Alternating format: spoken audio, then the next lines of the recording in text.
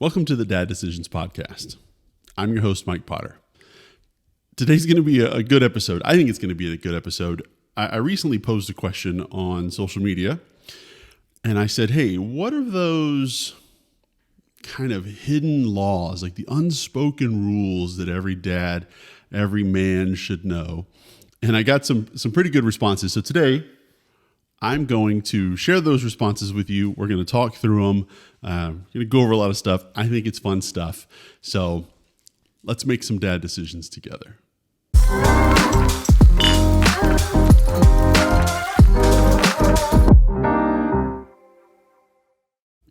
Starting all my episodes as I love to do. Housekeeping, right? And a little catch you up. So I've decided to sit in the same place that I sat when we shot the Let's Ask Lauren episode. I thought that looked really good, but I did some different things. I've got, the blinds aren't quite as open behind the camera as they were when we did the original.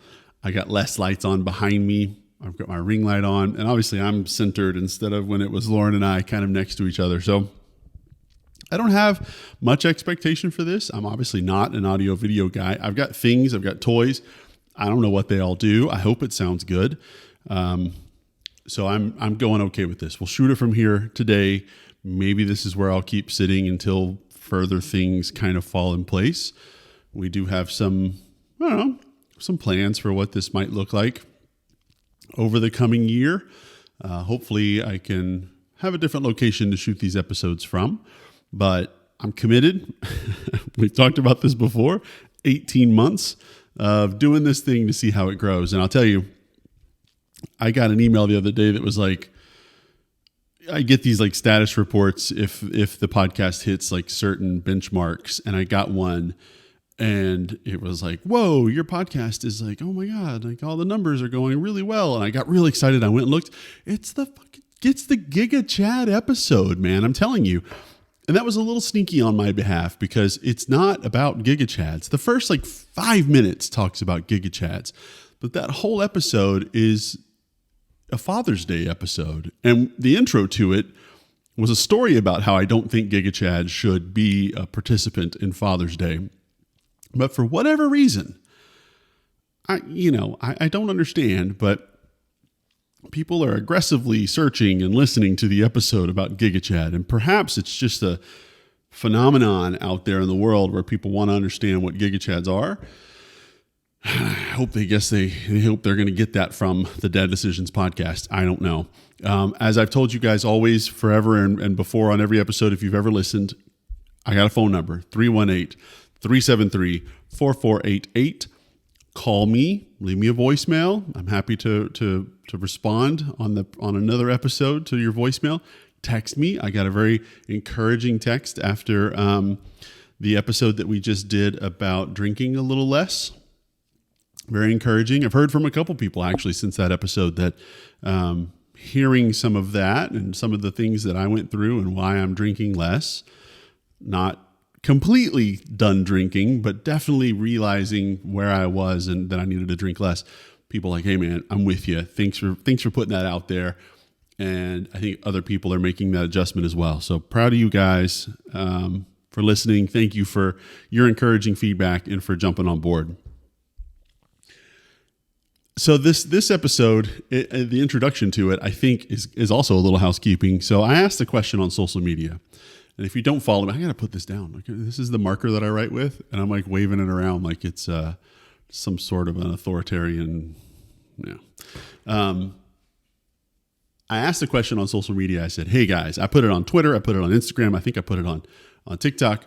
What are the unwritten rules that every dad should know? So if you don't follow me on Instagram, TikTok, or Twitter, find me, Dad Decisions Podcast. Look it up. You'll see the black Dad Decisions logo. You know that's me. Join us over there for the conversation because all the things that I have down here were responses from people that heard the question and wanted to say, here's what I think they are. And I've got some really good ones here. I'm proud of them. I don't know legally how it works. Like if I'm allowed to say, hey, this one came from this person on this. So go to the social media things I said, Twitter, Instagram, and TikTok.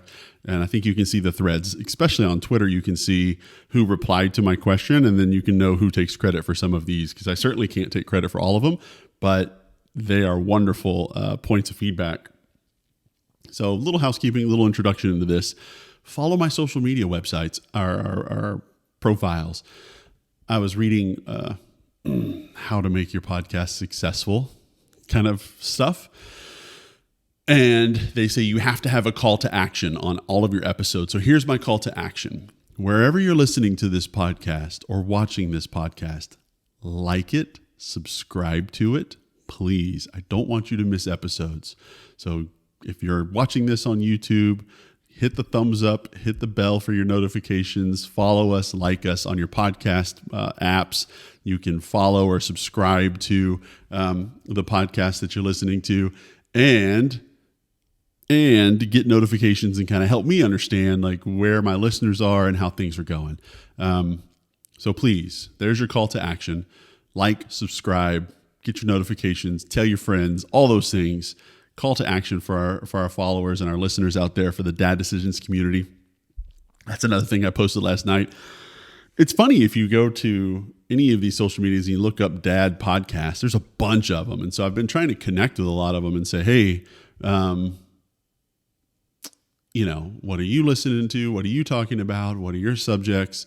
Things like this. And so last night I was like, listen, I'm not out here to compete with you guys. Like, I'm not trying to get more listeners than you or to outperform you or whatever that looks like. Of course, I'd love to perform well, but I really feel like there's an opportunity for a community here for men and dads to connect and continue to have the conversations and talk about the decisions we're making. All right. So enough of that. Here's how this episode came about. I was at work and I walked into a public restroom. And in the public restroom, in a public men's restroom, there are normally a series of urinals on the wall. And every man understands that what urinal to use based on if there are other men in the restroom, if they're using the urinal. If there's one guy, two guys, no guys, maybe there's a stall. There's kind of this whole equation on what urinal to use, what's appropriate, where to go, who to stand by. The worst is if it's completely filled and you got to stand right next to somebody. It's kind of awkward. But as I walked in, there was a guy there, and I knew, at least put one urinal between him and I, pick the one furthest away if possible. And I did that. And I sat there thinking, who taught me how to do that? Like, why do I know that that's something I'm supposed to do? And so, little light bulb, great episode. And then I thought, let's just ask people and see what they think. So the urinal was, maybe TMI, I don't know, but it was a good introduction into this episode on why I'm talking about this. So again, posted to social media and I started getting some responses, and I wrote them down here, and I'm just going to go through this list. They're in no specific order. And maybe you're listening and maybe you hear yours and you're like, hey, that one was mine. So share with your friends. This is the thing that I told Mike, and he put it on his podcast. So kudos to you. Potentially a short episode. I'm trying to keep them short. You keep hearing me say that. So the urinal location and which one to use and how to be the guy on the end, or just wait your turn, because whatever. That's a whole science that dads need to know. And so I think it's important. A couple of quick things. If there's someone there, you always put a urinal between you and that person. If there's two people there, then you may just need to go to the stall. Depends on the number of urinals that are there. It's not complicated, but for some reason, every man knows these rules. And if you're ever standing there by yourself, row of urinals, you're there by yourself, and a guy comes right next to you, just like stands right next to you, you have to question his upbringing. So there's something wrong there, or he's a cop. He thinks you're doing something wrong. So ask the question. I got a few responses. The next is the head nod. And you know this. And there's two very, very specific head nods that most men do. There's an upwards and there's a downwards. And it all depends on the person you see and if you know them or not. This is again, Mike's opinion on how the head nods work. If you see somebody that you know and they're approaching you, men go, upward head nod. It's an upward thing. We're like, hey, upward. Oh, hey, man, what's up? Upward, upward. Always upward when you see somebody you know. And if it's somebody you don't know and you're in public, it's a downward thing. So whatever, you're at the grocery store, somebody's coming your way, you see them looking at you, whatever that looks like, you do a downward. I don't know why that is. Nobody taught me that, but it's pretty consistent. Guys, if you're thinking about this right now and you don't realize you're doing it, next time you're in public, you'll notice that you do it. You'll see men passing, even women, I think, and when you see them, you'll do a downward head nod if you don't know. I'm like, how's it going? Downward head.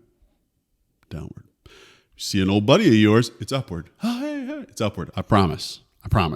Take note. I promise. That's the head nod order. It's up, it's down. It's an unwritten rule that all dads need to know.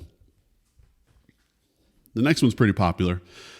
And this was again, this is the feedback I received, and I love these. I'm going to just kind of react to these. But the dad tax. We all know the dad tax. You've seen the popular meme of the kids in the back seat, like opening some candy or whatever it is, and the dad like puts his hand kind of backwards behind the seat, and you kind of do the flipped up hand thing, and the kid has to put whatever they have into your hand, whether it's a couple M&Ms, goldfish, depending on the age of your kids. As they get older, the things that they give you get better. It's better candy, unless you just really like goldfish. So the dad tax, unwritten rule.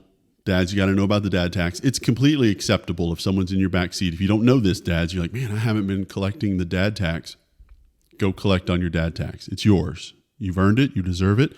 It's an upside down hand motion to the back seat, and everybody in the back seat understands the dad has come to collect his tax. Got to pay. Got to pay up. Pay the tax man. Got to pay the dad tax. Okay, next one. The stud finder. Do I even have to talk about this one? Like, it's such a common thing where if a man is hanging a picture or doing anything and they're like, oh, you should use a stud finder. And even if you have one, it's like, and you kind of put it on yourself. You're like, oh, it's going crazy. It looks like it found it. I don't think I need to go into that one too much, but you have to. Dads, if we're doing a stud finder or somebody mentions something about needing a stud finder or using a stud finder, you are immediately required to make reference to yourself as the stud that this finder has located. Okay? Perfectly normal, perfectly acceptable. If you're in public, wherever you are, that's normal behavior. Okay? Stud finder. And the next one's a little more serious, and I appreciate it because it is something that I think all dads need to remember. And when we're raising our kids and just going through life, and it is absolutely no cheating. And the response that I got was, in life, in sports, in games, in your relationships, like, cheating is just not okay. Unless you're talking about the 2017 Astros, to which I have mixed emotions about, right? I mean, yes, cheating is bad, but in sports, if everybody else is doing it and you just, I don't know, you did it better. Okay, so I'm not getting into the Astros cheating scandal. Good Lord, that's the wrong attention that I want on this podcast. But no cheating. I love that one. It's a good thing to mention, especially when you're raising kids. You start teaching them young that cheating is wrong, whether it's on a test or in a game or in sports or whatever it might be. Cheaters might benefit in the short term, but I guarantee you it is a disadvantage in the long term. So no cheating. It's a good one. I like this one too. So this response was, teach your daughters the same thing you teach your sons. And I respect this response to my question a lot. All too often you hear women, they're like, oh, nobody ever taught me how to change a tire. Nobody ever taught me how to check my oil. Nobody ever taught me how to do these things. And for some reason we go, whoa, well, those are man things. Nah. We need to be teaching our daughters the same things that we teach our sons and expecting the same from our daughters and our sons and so on and so forth, and kind of stop drawing this line and no. Like, the oil in a car is a man's thing. No, it's not. Come on. So that feedback I thought was really, really nice. Obviously, I'm raising a son and a daughter, and I would love for my daughter, when the time comes right and she has to leave this house, to know how to do those things that, whatever, historically society has said are kind of man things. Changing air filters in your air conditioning system at your house, right? Just fixing little things that typically are a man should do. A lot of it has to do with cars, right? But again, empowering your daughters and teaching them the same things that you would teach your sons so they can be even more successful as they go out into the world and they don't have to rely on a man to do these things when they're perfectly capable of doing them themselves. So love that one. Teach your daughter the same things you would teach your son. I don't know if this one was like a shot at me. I think I do a pretty good one, but this next one says, maintain your facial hair. And it goes on to say, put some oil in your beard. We're not animals, or we're not cavemen. Again, I got all these. I got to share them. I thought it was good advice because if you've ever seen a guy that has like a really kind of unkept, bushy, like gnarly beard, you're like, gosh. And then if the guy behind him has a well-kept, oiled, trimmed, kind of groomed beard, looks nicer. So guys out there, less of unwritten rule. It's a written rule. Take care of your beard. Take care of your facial hair. I got this like mustache thing growing here. Wife absolutely hates it, but I clean it up around the lip a little bit. I think it's good advice. All right. 2 more. Again, short episode. 2 more. The next one is buy a good pair of shoes. Or even better than that, when you buy shoes, buy good pairs. So good pair of tennis shoes, good pair of work shoes, good pair of, weekend around the house types of shoes, like buy good shoes. And I got into the conversation a little bit to say, no, you're not wrong, because let's take work shoes as an example. So you've got a 9-to-5 job where you need like a dressier pair of shoes. And I'm sure you could go to Walmart and buy a pair of kind of classier looking dress shoes that, lace up and look nice. But within about 6 months, maybe even less, they will start to fall apart. The laces will start to break. The soles will start to pull off. Like you can tell you spent $50 on them.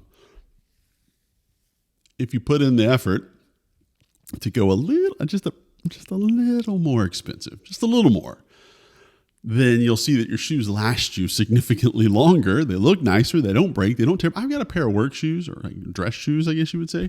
I think they're going on the 3rd year and they're perfectly fine. Nothing's coming apart.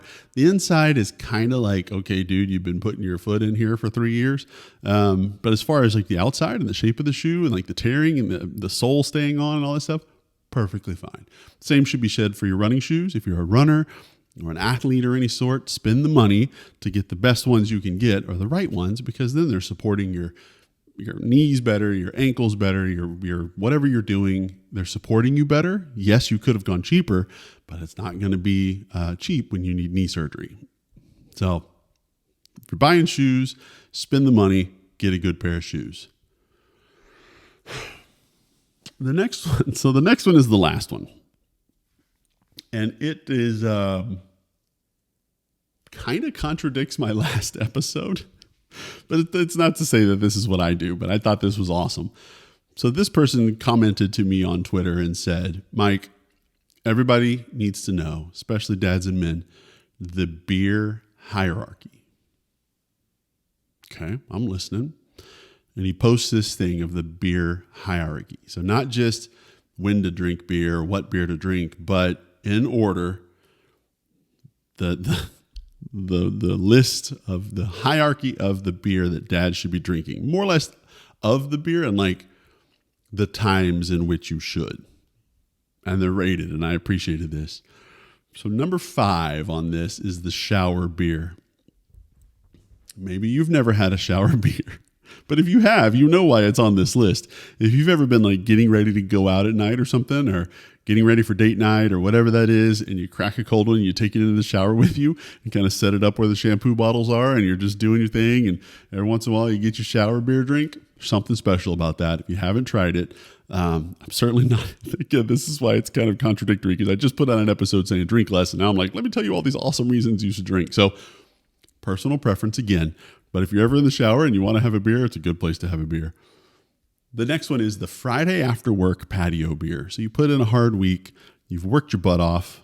It's Friday. Maybe you took an extra hour to get out of there. Maybe you're on your own patio. Maybe you're on the patio of a restaurant and you have a cold beer. That is an extremely rewarding beer. So shower beer, the Friday after work patio beer. Third one is the airport beer. So we've talked about this on a previous episode where I talked about the Dad's Guide to Air Travel. this is not necessarily specific, I guess, just to an airport, but anytime you're on vacation, it's that vacation beer. It's that first beer that you've had when you're in vacation mode. And he was specifically making reference to airports. But of course, you get to the gate, you get where you need to be, you find the first open bar you can, you buy a beer, and that's your first vacation beer. Something special about that, especially if you're on PTO, you wake up that day, you go out, you have your PTO beer. So vacation beer, airport beer, number 3 on the hierarchy. Number 4, the grilling beer. And you can see how these get more like relevant as you go down. You're like, yeah, that's an important one. I've even joked before in the past that if you're grilling with one hand and you don't have a beverage in the other, that your center is off and you will grill poorly. Things will flip wrong and you will put too much seasoning on because you're off balance. Beverage in this hand, grilling with this hand, your center of gravity is appropriate. Your activities are appropriate. It's the grilling beer. And all excuses aside, once you start the grill, everyone knows you're allowed to have a beer. So there you go. And the last one on this list, and it's probably one of the most rewarding, is the yard work beer. You've been cutting the grass all day, all morning, whatever that looks like. You cut it, you weed eat it, you pick all the different things in the yard. You blew off all the extra fluff and just kind of made your yard look nice. And you need to reward yourself. You're covered in sweat, but your yard looks amazing. And all the men that live next door to you know that your yard looks amazing. And you just one-upped them. And nothing one-ups them more than standing in your driveway, admiring your yard. And maybe it's a non-alcoholic beer. Maybe it's an alcoholic beer, but there's something special about it after you've cut your grass. And if you're paying somebody to cut your grass, I don't know, maybe when they get done cutting your grass, you can go outside and drink a beer while you critique it. No, you know what? No. Officially from the desk of the Dad Decisions podcast, this one doesn't count if somebody else is doing your yard. You have to do your yard to earn this beer. It's the hierarchy of beers, gentlemen. The shower beer, the Friday patio beer, the airport or vacation beer, the grilling beer, and the yard work beer. And I love it. Go to my Twitter, Dad Decisions Podcast. Find me. You can see the guy who commented this. He's got it all spelled out. He even had some honorary mentions down there of other beers that just slightly missed this list, but it's a good list. It's a strong list. Once again, dads, trying to keep these episodes short. We're about that 25-minute mark. I'm going to close things up. This is a wild weekend for me. I've got homecoming this weekend. My wife's out of town. My daughter's got to go to the homecoming football game. She's got to go to the homecoming dance. I got people coming over to help with hair and dresses and all of these things. I mean, I don't know. It's no place for a dad. That's man, God bless. I'm not sure how I'm going to handle it because you've got all the emotions about the fact that your daughter has a boyfriend and is going somewhere with him. So you've got that whole thing. And maybe I'll do an episode on so your daughter has a boyfriend because that's not easy at all. But then it's also the things that men aren't typically good at, which is like, I mean, if you're raising a daughter, you've learned how to part the hair, do a ponytail, right? But when it comes to like homecoming hair and like the ringlets or the more complex kind of hair do's and things, nah, we're out. I'm out. I can't help you. Makeup stuff, can't help you. When she comes out and is like, does everything look okay? Do my shoes and my purse match? Does my dress fit? I'm like, go back in there and put on something baggy. I think I've got a trash bag you can put on. You don't need to look like that. When she looks absolutely stunning. But as a dad, we're like, absolutely not, right? So I'm the wrong guy to support her on homecoming. I love her. She's beautiful and I'm proud of her. But she's growing up way too fast. So there's going to be people in my house tomorrow to help do all this thing. I got a wild weekend ahead of me. Found some time to shoot a quick episode. I may try to do another one this weekend, kind of like an I survived homecoming, but we'll first need to see if I actually survive or not. So dads, call to action. Like this, subscribe to it, wherever you're getting this. Like do all the things, right? Drop a comment, rate the podcast, whatever it might be. Visit me on social media, join the activity, the questions I'm asking, the conversations that are being had. I hope this list helps you as the unwritten rules of the dads and the men out there. The urinal, the head nod, the dad tax, the stud finder. Don't cheat. Teach your daughter the same thing you teach your son. keep that facial hair clean, buy a good pair of shoes, and then the hierarchy of beers. Solid list. If I need to do a part 2 of this, you guys want to keep submitting me the unwritten dad rules, send them in. I'm happy to do a part 2. Otherwise, hope everyone had a great weekend. I hope you're having a great week. It's Tuesday. Got the couple of days ahead of you still. You can do it. I know you're doing amazing things. Thank you for being here, and we'll talk to you soon.